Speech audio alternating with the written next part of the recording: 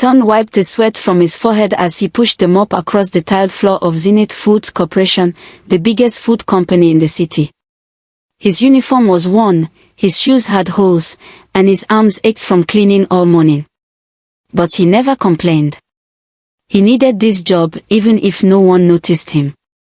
Every morning, he arrived before the sun rose. By the time office workers began to walk in with their expensive perfumes and fine clothes, the building was already spotless. But no one ever said thank you. To most of them, Ton was just the cleaner. "Hey, mop boy," a voice snapped behind him. It was Sod, the elegant receptionist with a sharp tongue. She strutted toward him in high heels, holding a paper cup of coffee. "You missed a spot," she said, pointing to a clean section of the floor. "I'm sorry, Ma," Ton said quietly, lowering his head. She smirked and walked away without another word. Her friends at the front desk laughed as she whispered something to them. Ton heard his name and chuckles but kept silent. He was used to it. That was the world he lived in. Later that afternoon, while taking out the trash near the company gate, Ton saw an old woman sitting by the sidewalk. Her wrapper was torn, her hair grey and uncombed. She had no shoes, and her hands trembled as she held out a rusted tin bowl. People passed her like she was air. Some looked away. Others shook their heads in disgust. But something in her eyes caught Ton's attention, something deep and quiet. She didn't beg. She just waited. Ton walked over and knelt beside her. "Mama, are you okay?" The old woman turned slowly, her eyes full of wisdom and pain. "You see me," she whispered. Ton nodded gently. "Do you want water?" "Food?" She smiled weakly. "Water, if you have." Without thinking, Ton reached into his bag and pulled out his lunch, a small bread and sachet water he'd been saving since morning. He handed it to her. "But what about you?" she asked softly. "I'll be fine, Mama," he said. "Eat, please." She took the bread with both hands, as if it were treasure. "You have a good heart, my son." Ton smiled, bowed his head, and stood to return to his duties. From the top floor of the building, Mr. Soji Akambi, the young CEO, stood behind the glass window, watching silently. He had seen everything. He didn't recognize the old woman, but something about her seemed familiar. And the cleaner. Soji had never noticed him before today. That evening, Ton dragged his tired body home to a small wooden room in a crowded compound. He boiled leftover rice and gave the larger share to Ife, a neighbor's little boy who hadn't eaten all day. "Uncle Ton, you're the best," the boy grinned. Ton ruffled his hair and smiled. "Eat well, my friend." As he lay on his thin mat that night, listening to the generator hum outside, he thought of the old woman. Who was she? Why did she look at him like she knew something he didn't? He didn't know it yet. But that small act of kindness had already changed his life. Forever. The next morning, Ton arrived at Zenith Foods Corporation before sunrise. His stomach growled, but he ignored it. He had no money left after giving half his rice to little Ife. Still, he swept the compound with quiet focus, humming a soft tune to keep his spirit up. As the staff began arriving, he greeted them one by one. Most didn't answer. By 9 a.m., Sod was already making trouble. "Cleaner," she shouted from across the lobby. "The glass doors have smudges. Are you blind?" Ton rushed over, wiping the already clean glass. Sod stood beside him, sipping coffee like royalty. "I don't know why they hire people like you," she said under her breath. He ignored the comment. But someone else didn't. Behind them, the CEO, Mr. Soji Akambi, had just stepped out of the elevator. Dressed in a sharp blue suit, he paused when he saw the exchange. He said nothing, but his gaze lingered longer than usual. As Ton continued his walk, he saw the old woman again. She sat under a tree across the street from the company gates. Her wrapper was the same, faded and torn. Her feet were bare. The sun beat down on her skin, yet she didn't complain. Ton walked over with a bottle of water he had managed to buy on credit from a street vendor. He knelt before her again. "Mama, you came back," he said gently. She smiled, though her lips looked dry and cracked. "My feet are tired. But my eyes are seeing something beautiful." He handed her the water. "Drink. Please." She sipped slowly, her hands shaking. "You still give, even when you have little." Ton looked away. "Kindness doesn't need money." The old woman's eyes filled with tears, but she quickly wiped them away. "The world has forgotten hearts like yours." He helped her adjust her wrapper and offered her a small stool he found behind the company wall. Inside the building, from the boardroom window, Soji saw it all again. He leaned back in his chair, silent. His assistant, Depo, entered. "Sir, the board members are waiting." Soji didn't answer immediately.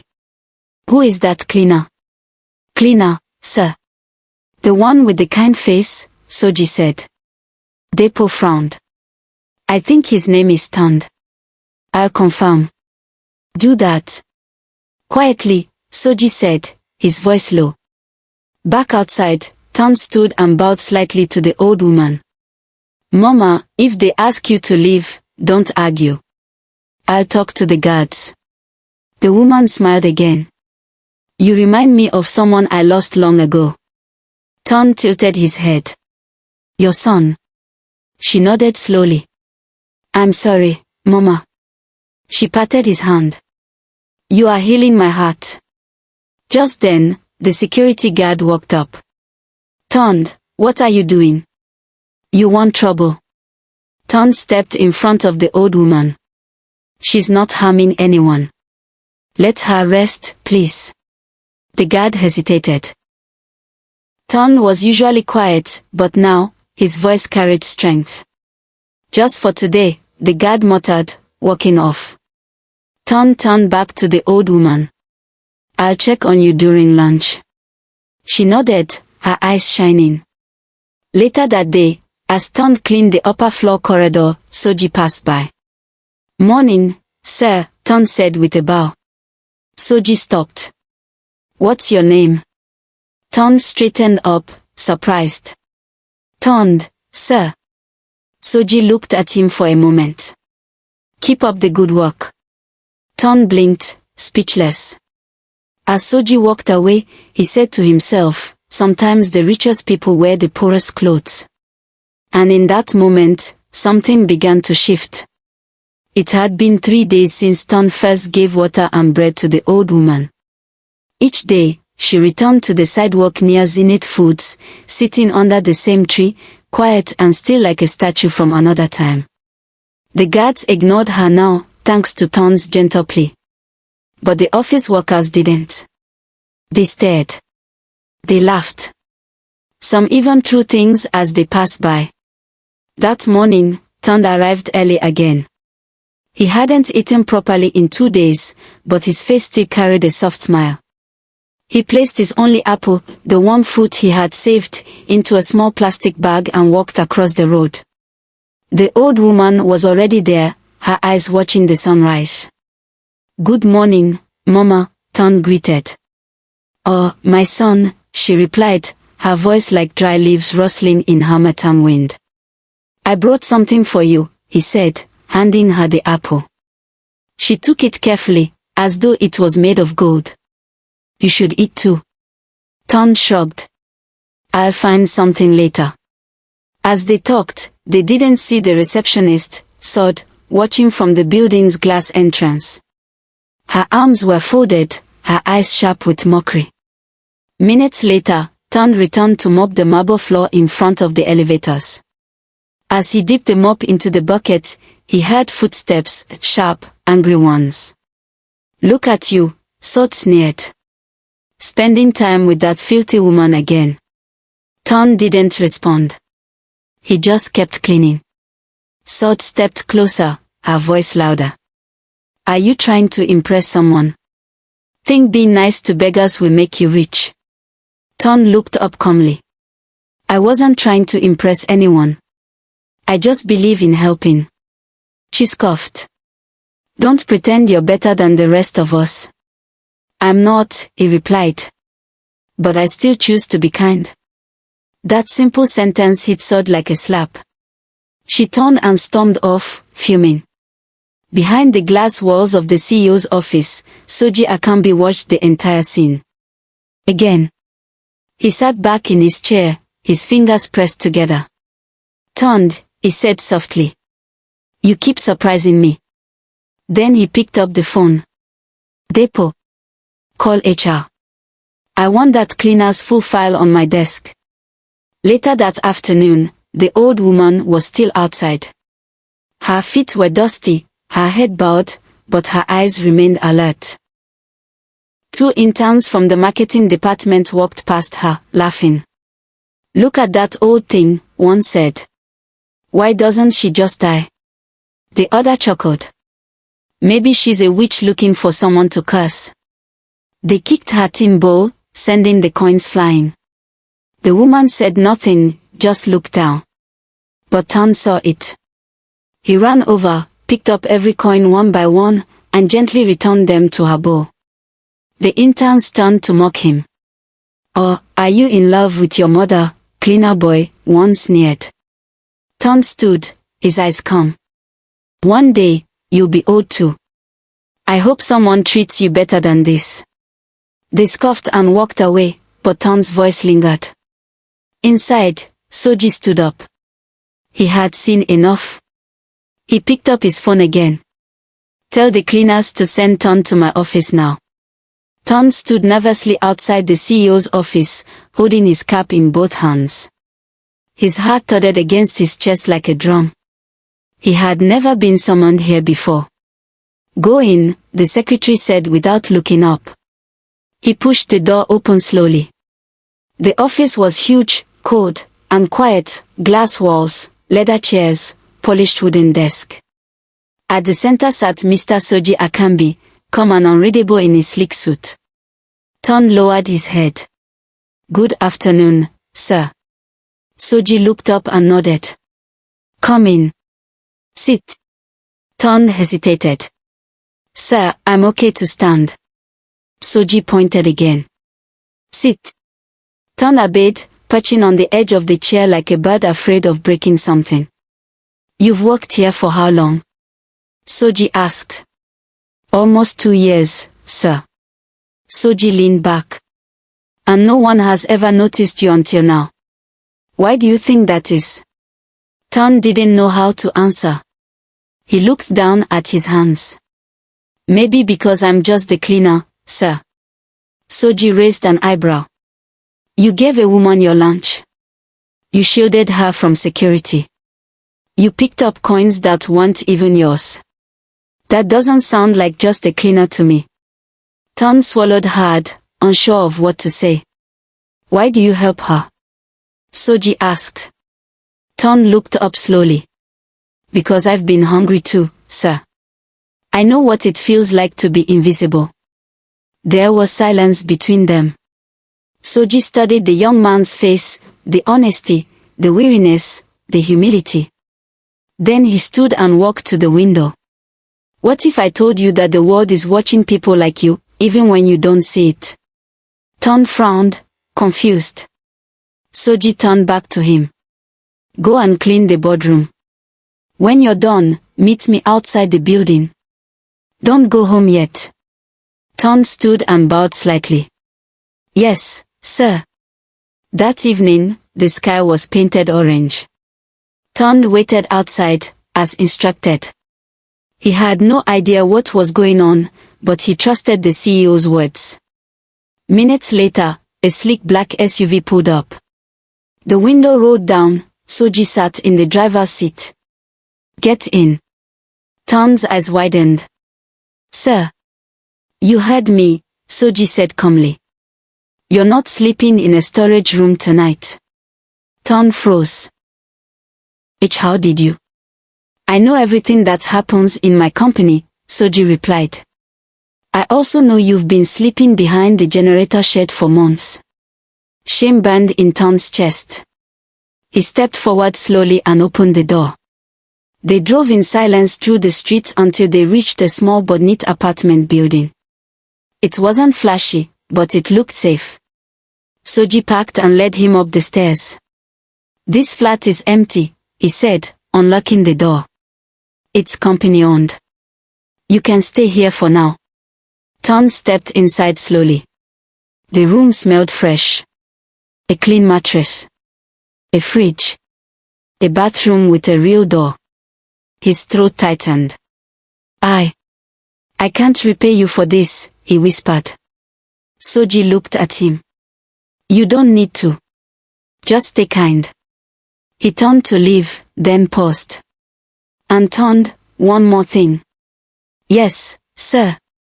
Soji gave a faint smile. My mother is not an easy woman to impress.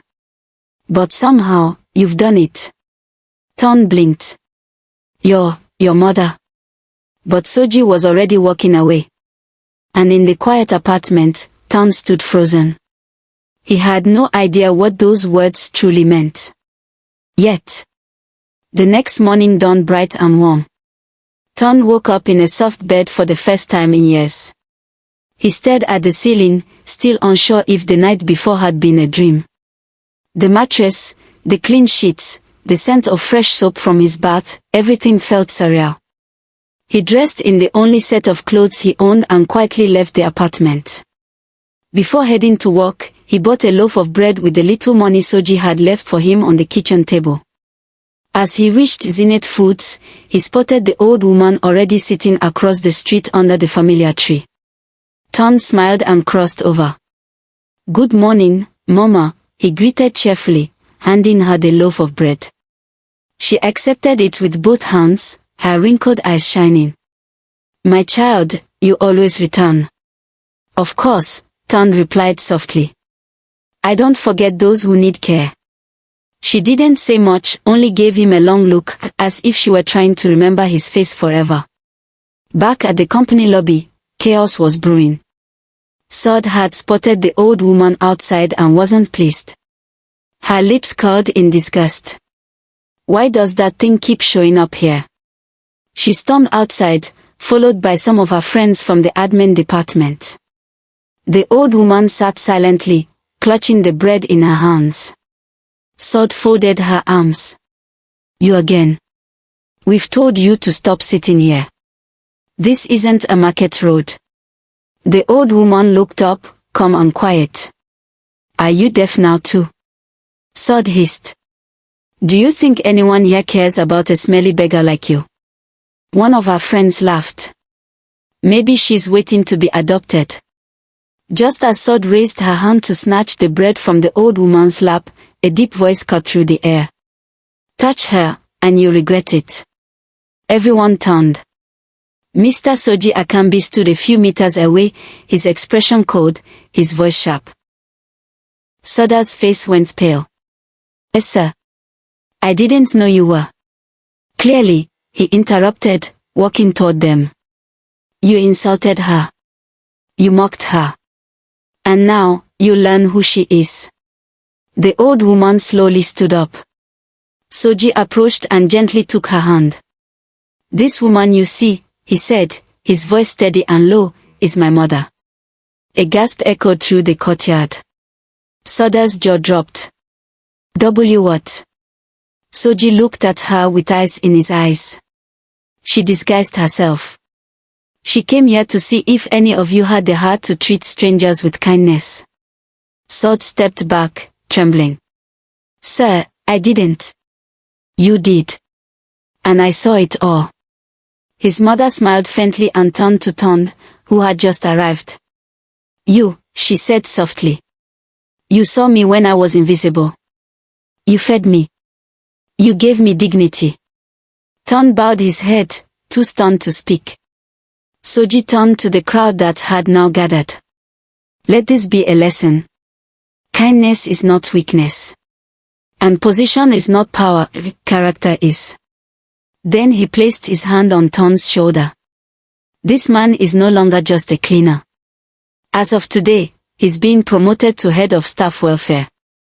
Anyone who disrespects him will answer directly to me. Silence. Ton looked up, his eyes wide with disbelief. Sir, I don't deserve this. Soji smiled. You deserve much more. And standing there, in the center of the company, beside the CEO and his mother, Ton realized something. The world might ignore a kind heart for a while, but kindness always finds its reward. The air inside Zenith Foods buzzed with tension the next day. News of Ton's promotion had spread like wildfire. Some staff were shocked. Others were angry. A few, mostly those with good hearts, were quietly happy for him. But Ton didn't walk like a man who wanted revenge. He still greeted the guards with a smile. Still opened the door for others. Still bowed his head when elders passed. The only thing that had changed was the badge on his chest, head of staff welfare. So didn't speak to anyone that morning. She came in with sunglasses and kept her head down, avoiding all eye contact. Her pride had taken a hit. A cleaner was now her superior. Meanwhile, Tan stood nervously outside Mr. Soji Akambi's office, adjusting his simple white shirt. He still wore the same shoes, with a patch sole, and carried his old notebook. Come in, Soji's voice called from inside. Tan stepped in and stood at attention. Relax, Soji chuckled, gesturing to the chair. You're not in trouble. Tan sat slowly. Sir, I still feel like I'm dreaming. Soji leaned back. And I still feel like I haven't thanked you enough. Not just for helping my mother, but for reminding me that titles mean nothing without kindness. He opened a folder and slid it across the table. This is your new salary. Also, you'll be reporting directly to me. Tom's mouth fell open. His eyes scanned the numbers. It was more than he had ever dreamed of earning in his entire life. I don't know what to say, he stammered. Say thank you by continuing to be who you are, Soji replied. Our company needs hearts like yours. Too many people only care about profits. Ton nodded firmly. I won't let you down, sir. Over the next few days, changes began to happen. Ton started checking on the cleaners and kitchen workers, making sure they were fed before their shift. He created a small suggestion box for junior staff. He introduced Kindness Friday, where everyone had to do one nice thing for a fellow worker. And slowly, the office began to soften. Even the strict security guards started greeting people with smiles. The cafeteria staff received new uniforms. A janitor got free treatment for his sick daughter, paid for by a fund Ton set up quietly with part of his salary. Yet, despite the promotion, Ton never forgot where he came from. He still wore his old slippers to work once a week. To remind myself, he told people, that humility must never leave my feet. One afternoon, as he passed through the lobby, he noticed a young intern crying quietly behind a pillar. Ton walked over. Are you okay? He asked gently. The girl looked up, surprised. It's nothing, sir. Ton sat beside her. When I was a cleaner here, no one ever asked me if I was okay. So I'm asking you now. Tears filled her eyes again. I didn't have transport to come this morning. I walked. Ton reached into his pocket and pressed something into her palm. It was a small envelope. Use this to get home. And tomorrow, come early. I'll make sure your transport is covered until you're paid. She blinked. But why, sir? He smiled. Because someone once told me, kindness is never wasted. As she hugged the envelope close to her chest, Ton walked away, his back straight, his heart full, and his name now spoken with respect. But the story wasn't over. Not yet. A month had passed since Ton's life changed. From a forgotten cleaner to the head of staff welfare, he had touched every corner of Zenith Foods with his quiet kindness. The company, once filled with cold faces and loud pride, now felt warmer, more human. But Ton hadn't stopped there. With part of his salary, he rented a small shop near the company gates and turned it into a community food shelter. Every evening after work, he served hot meals to street children, elderly widows, and beggars, people who reminded him of where he had once stood. He named it Mama's Table, in honor of Madame Dorcas, the woman who changed everything without saying a word. One sunny afternoon, Madame Dorcas herself visited the shelter. She wore a colorful wrapper and simple slippers, just as she had during her days pretending to be a beggar. Her eyes sparkled with pride as she watched Ton serve rice to a group of schoolboys. "My son," she said warmly, "you've built something beautiful." Ton bowed respectfully. "It's your seed, Mama. You planted it when you sat by that tree." She touched his shoulder. "I only watched. You're the one who watered it." Just then, a gentle voice called from behind them. "Mama Dorcas." They both turned to see Zainab, a young nurse from the community clinic. She was kind, soft-spoken, and known for treating patients who couldn't pay. Zainab walked toward them, smiling. "Mama, your blood pressure report came back. Everything looks good." Madame Dorcas laughed. "Thank God. Oh, I'm not ready to join my ancestors yet." Ton chuckled too, but his eyes lingered on Zainab. There was something peaceful about her, something familiar. Over the next few weeks, their paths crossed again and again, at the shelter, the clinic, and even at the company's wellness outreach. Ton began to walk her home after her shift. They talked about life, faith, and family. For the first time since his mother died, Ton felt truly seen. And Zainab. She saw beyond the job title, beyond the company badge. She saw the boy who gave away his only bread. The man who never let pain change his kindness. It wasn't long before Ton visited her home, with kola nuts and palm wine. He came not as a CEO's right hand, but as a man ready to build a life with someone who shared his values. Her parents accepted him with open arms. When Mr. Soji Akambi heard of the wedding plans, he insisted on hosting the ceremony at the company garden. "You may have started as my staff, Ton," he said with a smile, "but you are now family." The wedding was simple but beautiful. White canopies. African drums. Flowers hand-picked by Madame Dorcas herself.